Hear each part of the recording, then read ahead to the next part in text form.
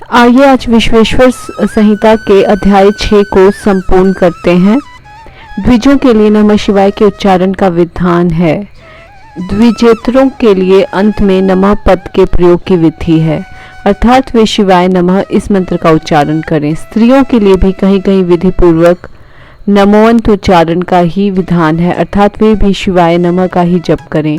कोई कोई ऋषि ब्राह्मण की स्त्रियों के लिए नमः पूर्वक शिवाय के जप की अनुमति देते हैं, अर्थात वे नमः शिवाय का जप करें। पंचाक्षर मंत्र का 5 करोड़ जप करके मनुष्य भगवान सदाशिव के समान हो जाता है। 1, 2, 3 अथवा 4 करोड़ का जप करने से क्रमशः ब्रह्मा, विष्णु, रुद्र तथा महेश्वर का पद प्राप्त होता है।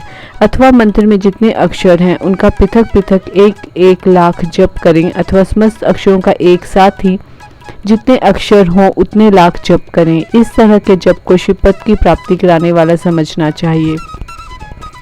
यदि 1000 दिनों में प्रतिदिन 1 सहस्त्र जप के क्रम से पंचाक्षर मंत्र का 10 लाख जप पूरा कर लिया जाए और प्रतिदिन ब्राह्मण भोजन कराया जाए तो उस मंत्र से अभिष्ट कार्य की सिद्धि होने लगती है। ब्राह्मण को चाहिए कि वह प्रतिदिन प्रातःकाल 1008 बार गायत्री का जप करे। ऐसा होने पर गायत्री क्रमशः शिव का पद प्रदान करने वाली होती है। वेद मंत्रों और वैदिक सूक्तों का भी नियम पूर्वक जप करना चाहिए। वेदों का पारायण भी शिव पद की प्राप्ति कराने वाला है, ऐसा जानना चाहिए। अन्य जो बहुत से मंत्र हैं उनका भी जितने अक्षर हैं उतने लाख जप करें। इस प्रकार जो यथाशक्ति जप करता है वह क्रमशः शिव पद मोक्ष प्राप्त कर लेता है। अपनी रुचि के अनुसार किसी एक मंत्र को अपनाकर मृत्यु पर्यंत प्रतिदिन उसका जप करना चाहिए, अथवा ओम इस मंत्र का प्रतिदिन 1 सहस्त्र जप करना चाहिए। ऐसा करने पर भगवान शिव की आज्ञा से संपूर्ण मनोरथों की सिद्धि होती है। जो मनुष्य भगवान शिव के लिए फुलवाड़ियाँ, बगीचे आदि लगाता है तथा शिव के सेवा कार्य के लिए मंदिर में झाड़ने बुहारने आदि की व्यवस्था करता है, वह इस पुण्य कर्म को करके शिव पद प्राप्त कर लेता है। भगवान शिव को जो काशी आदि क्षेत्र है उनमें भक्ति पूर्वक नित्य निवास करें।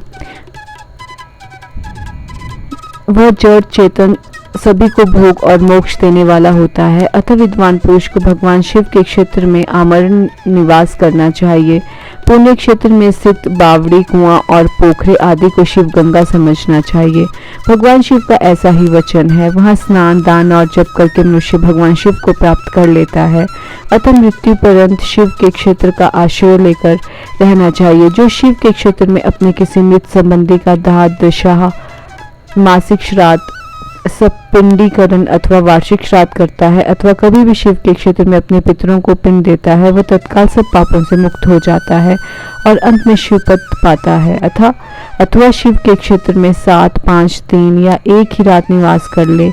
ऐसा करने से भी क्रमशः शिव पद की प्राप्ति होती है। लोक में अपने अपने वर्ण के अनुरूप सदाचार का पालन करने से भी मनुष्य शिव पद को प्राप्त कर लेता है। वर्णानुकूल आचरण से तथा भक्तिभाव से वह अपने सत्कर्म का अतिशय फल पाता है। कामना पूर्वक किए हुए अपने कर्म के अभीष्ट फल को शीघ्र ही पा लेता है। निष्काम भाव से किया हुआ सारा कर्म साक्षात शिव पद की प्राप्ति कराने वाला होता है।